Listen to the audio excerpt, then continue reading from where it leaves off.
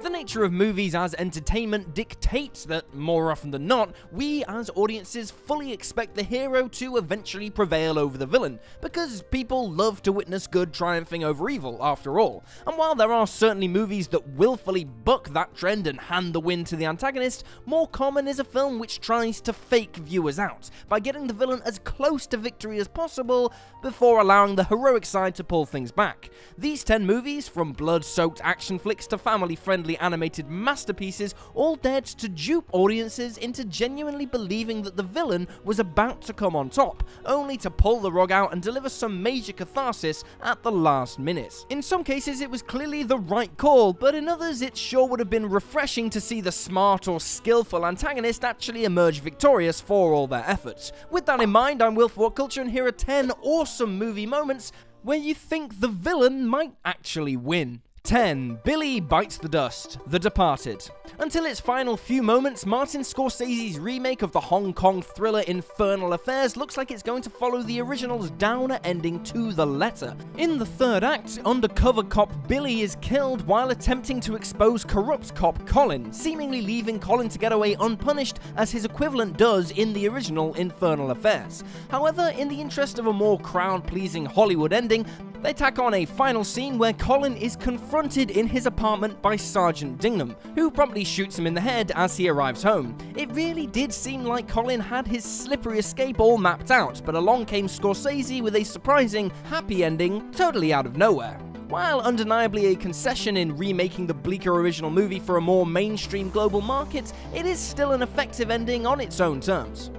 9. It's Gonna Be Biblical, Law-Abiding Citizen. Law-Abiding Citizen is a terrific guilty pleasure movie in which bereaved engineer Clyde Shelton becomes a vigilante while seeking vengeance for the murder of his wife and daughter.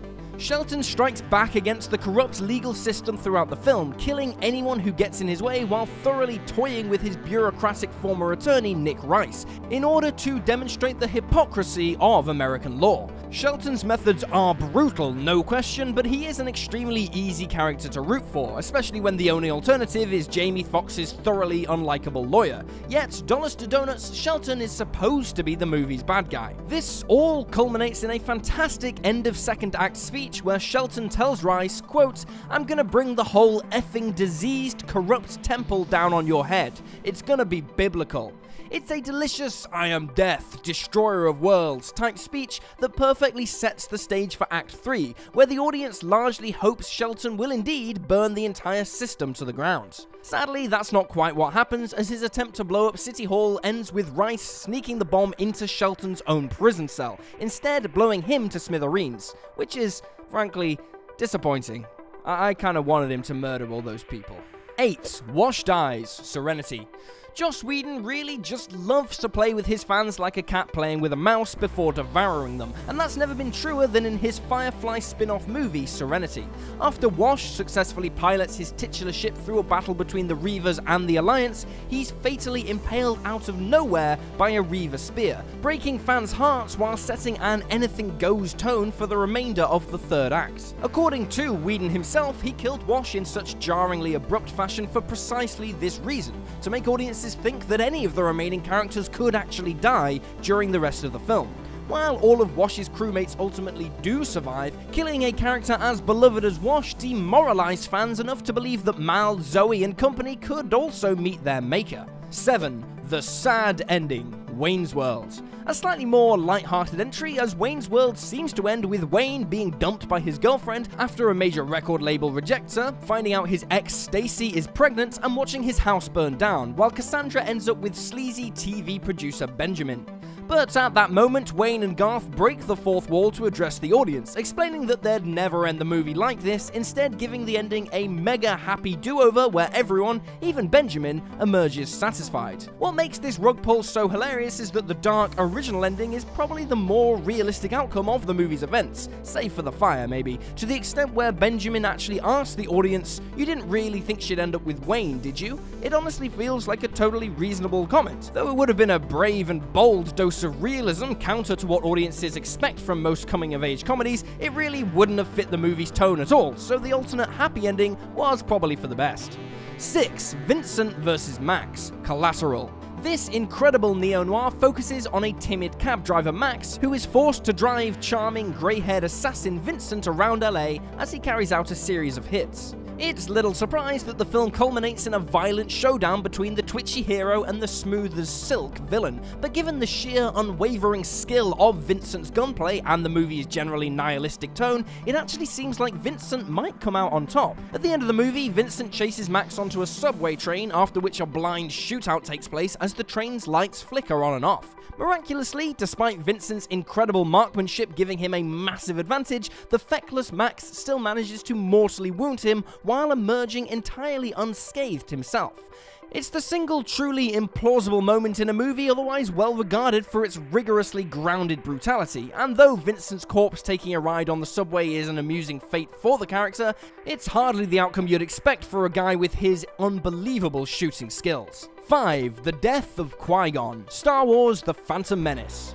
Even though it was tactlessly spoiled by the movie's soundtrack listing shortly before release, the death of Qui-Gon Jinn at the hands of Darth Maul in Star Wars Episode 1 was a massive shocker to most fans. Furthermore, it was demoralizing enough to suggest that The Phantom Menace was about to serve up an Empire Strikes Back-esque downer ending for the ages. While we knew that Obi-Wan Kenobi had to survive the events of the trilogy per necessity, killing Qui-Gon truly made Darth Maul seem like an insurmountable threat. After all, Qui-Gon was the master, Obi-Wan was just his apprentice. So, audiences were shocked when Darth Maul ends up killed, or as we now know, not killed, by Obi-Wan mere moments later, seemingly throwing Maul in the bin just as fans got to see how truly badass he could be. Having the villains win in Episode 1 would have been a fun subversion of the expected, especially as we were already expecting so much of what would happen in the prequels, seeing as, they are prequels. Instead, Maul's iconic murderous act was quickly sabered into irrelevance when Obi-Wan punked him out like a no-named idiot.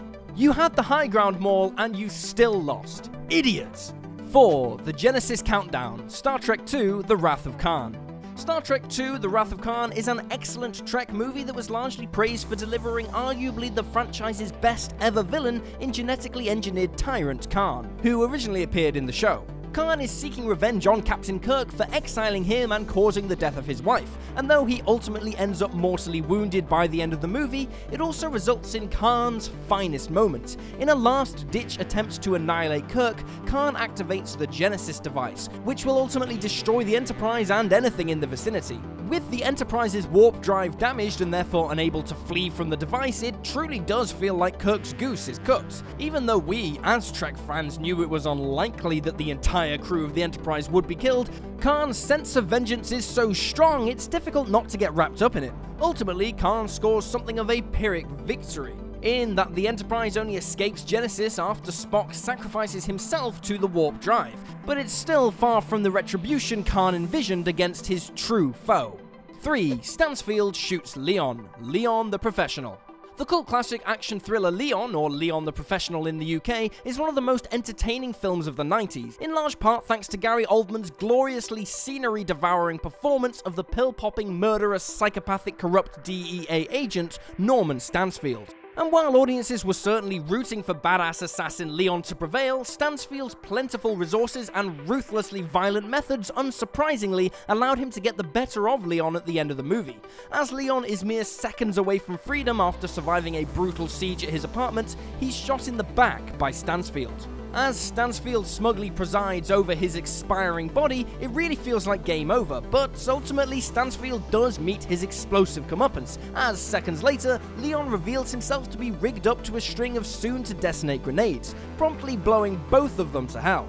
Even though Stansfield technically did manage to kill Leon, getting blown up by your quarry probably doesn't count as a win.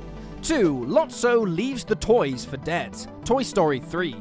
There's a good reason why there aren't any other family films included on this list, because they typically leave no room for audiences to consider that something very, very bad might actually happen to the heroes. Nobody wants a cinema full of wailing kids, after all. But Toy Story 3 was something different. It was the culmination of 15 years of storytelling, a film made primarily for those who grew up with the series and were now themselves adults. It also followed the likes of WALL-E and Up, two of the studio's most ambitious and daring offerings to date, so the prospect prospect of Toy Story 3 taking things in a more mature direction didn't seem so far-fetched. Roughly 2/3 of the way through the threequel, Woody and the other toys find themselves betrayed by the villainous Lotso, who leaves them to be killed by a gigantic incinerator. The sequence is so fraught with genuine peril, and came at a time in Pixar's tenure where it really felt like they might offer up the ultimate existential gut punch by having the toys consumed by the furnace. Thankfully, this ultimately wasn't the case, with the aliens making the save courtesy of a giant crane claw, causing every adult watching to breathe a massive, snotty, tear-soaked sigh of relief. Obviously, they were never gonna really die, but you weren't thinking that in the moment, were you? In the theatre, the drama of this scene really took over, and it really felt real. 1. Das Sound Machine's final performance, Pitch Perfect 2. Pitch Perfect 2 is a prime example of a movie that does such a good job with its villains that they're often easier to root for than the actual heroes. The a cappella team we're supposed to be cheering on spend most of the movie orally sparring with the infinitely more talented German squad by the name of Das Sound Machine. Their moves, their vocals, and the overall polish of their performances smoke our heroes every single time. So when Das Sound Machine are finally defeated at the climactic Worlds Tournament, it's completely deflating and unbelievable. It truly seemed like DSM was set for the win, while our heroes would learn something about the sheer joy of competing, or some kind of moral like that. But instead, the movie handed them a hilariously unconvincing and totally undeserved win. They honestly could have taken it in an interesting direction, but they didn't. Am I demanding too much from a Pitch Perfect film? Almost definitely yes, but come on, it would have been interesting.